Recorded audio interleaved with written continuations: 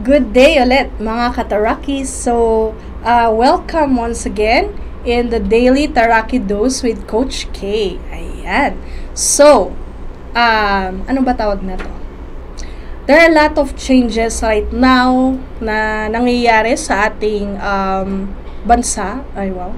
Isa na doon yung, syempre, relate tayo, yung pag-change pag-change ng start of the school year, yung mga ganyan, di ba? Ako actually excited ako for it kasi I've been dreaming talaga to have a change in yung anong tawag nito, yung months, 'di ba? Babalik na siya sa dati. So June ulit tayo magsa-start. Ayan. Bakit ako excited? Syempre naman pag summertime, 'di ba? Summer talaga. So spending time with the family, ganyan. Of course with the kids, most especially. Ayan. So I know the transition right now is antag nito, this is the things that we really have to go through, yung mga transitions na kasi nga we want to have a change, di ba? So ngayon, one of my topic would be coping with change. Ayan, coping with change. So, definitely, sabi ko nga, hindi lang yun yung isang change na na-experience natin. So, there are a lot more changes that siguro na pagdadaanan natin ngayon when it comes to a lot of things. So, pwede sa career, pwede sa life itself, diba? Or you are going into other places, okay, meeting new people, okay, meeting new, having a new environment, mga ganyan. So, paano ba tayo mag-cope with changes? So, I will, of course, make use of the word change. So, C-H-A-N-G-E. Ayan. So, letter C is change how we think. Okay, change how we think. Okay. Kasi minsan, pag sinabi natin may mga changes, okay, parang ang unang bungad sa atin is very negative. Okay, parang may changes sa work, or may changes sa school, may changes sa life, yung mga ganyan. Kasi pag we will look at it as negative, okay, or parang hindi siya makatulong sa atin, mas mahirap yung transition stage. Okay? Pero if we will look at it like it's an opportunity for us to learn something or to grow, okay? It would be easier yung transition. Kasi right now, I'm actually experiencing a change in my life. Wow, a change in my life. Kasi nga, since I'm starting to work in the academy right now, so yung changes dyan would be a lot. Kasi nga, how many years na rin naman ako na hindi nagturo. So, syempre, yung years na yon may mga changes. So, I need to cope up with the change na, syempre, yung naging used to tayo sa system noon, iba na yung ngayon, lalo at after ng pandemic, usong-uso yung online, yung mga ganyan. So, for me, syempre yung change na yan, medyo nangangapa tayo when it comes to the changes. But of course, sabi ko nga, if sa akin, kung inisip ko na napakahirap naman na mag-change or napakahirap naman to accept these changes, syempre, mahirapan talaga tayo. But sa akin siguro, how I look into it is that I have to understand why the change was done, kumbaga, or ano yung mga additional na things na ginagawa, kasi nga, the transition is needed or the changes are needed. Kasi, if not, syempre mapag-iiwanan po tayo. So, when we think of these changes as, anong tawag doon, challenges that we cannot overcome, yun, mas mahirap na naman. Kasi, parang you will feel stuck in that situation na hindi ka maka-get over and pag hindi ka naka-get over, again and again, yun yung nagpe-play sa mind mo, and you are more resistant to change talaga. And hindi lang ikaw yung mahihirapan, but the people around you. So, if we look at it, sabi ko nga, at a perception na it will give us an opportunity, mga ganyan. So, it would be better na ma-accept yung change. I know accepting the changes are not easy, 'di ba? Hindi naman talaga siya madali, but of course, coping up with change will also give us yung growth din natin or maturity. Yan. And then of course, letter H is have a checklist of things to adjust. Ayan. Sorry, medyo sinisipon po tayo. Ayan. So, hindi pa naman kailangan ng tissue. Hindi pa naman nahuhulog, di ba? Okay. Have a checklist of things to adjust. Okay. Sa akin, syempre, paano ba natin gawin yung checklist na yan? Kailangan ba na pag nasulat natin tapos ginawa natin, check kaagad? Hindi. Parang para lang we can easily transition to that change.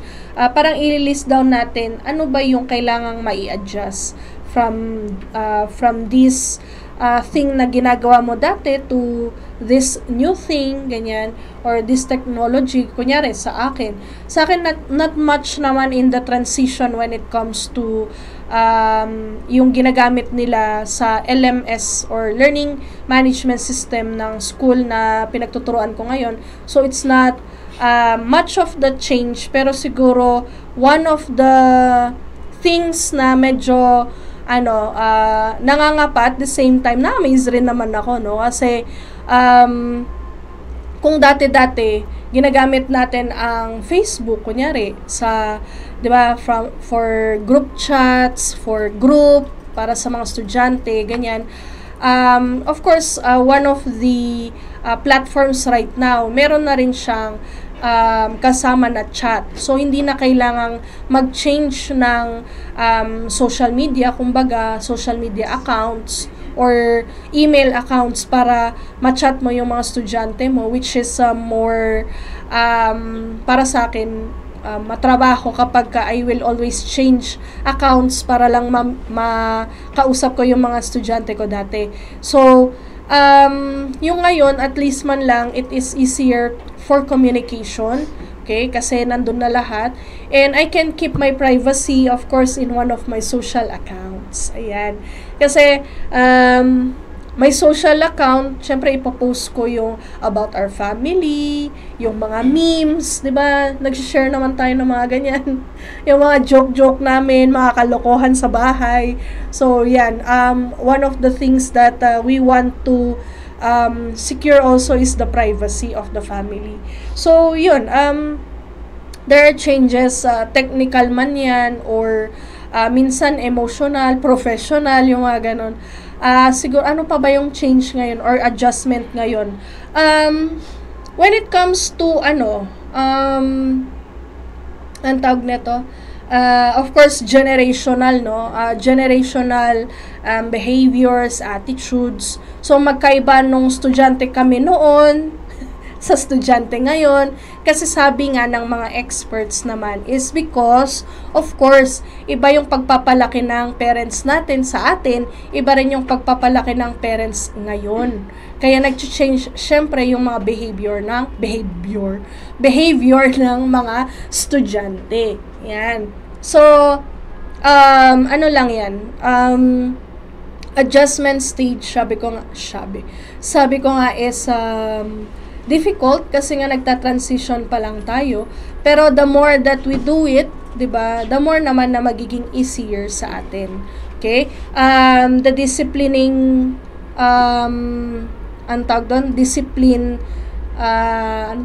disciplining the child noon, okay? Iba yung noon, iba yung ngayon, yung ganon. So, there are a lot of changes in our lives na not only in our career, behaviors, mga ganyan, na kailangan talaga is we really have to check.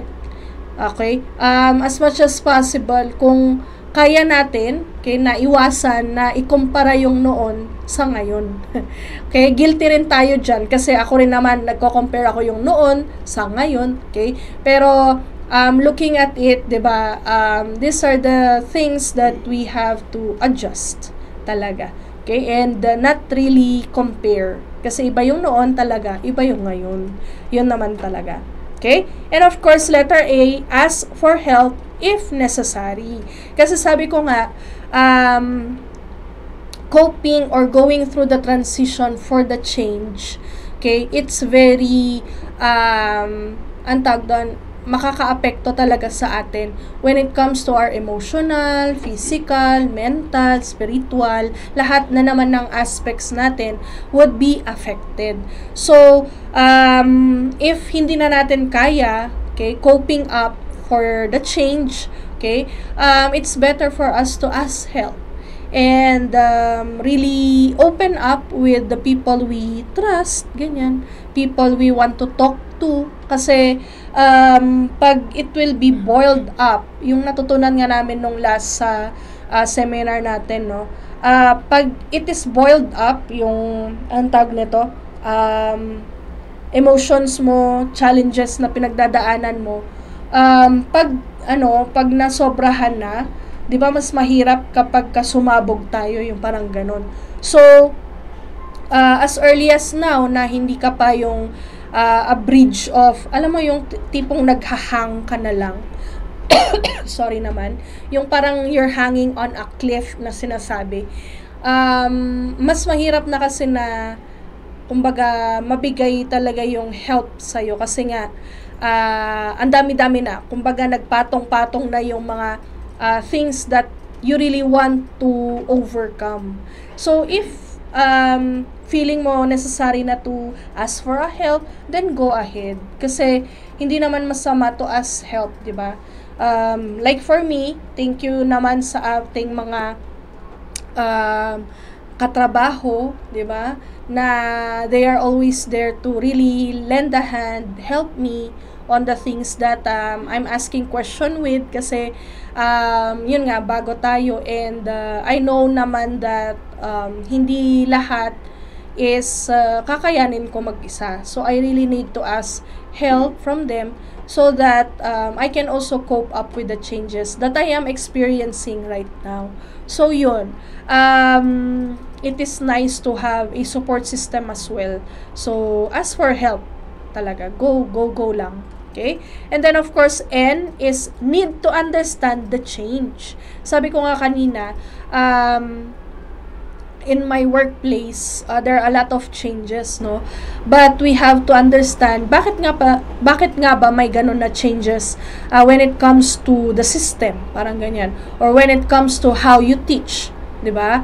Kasi nga there is a need for that change, okay?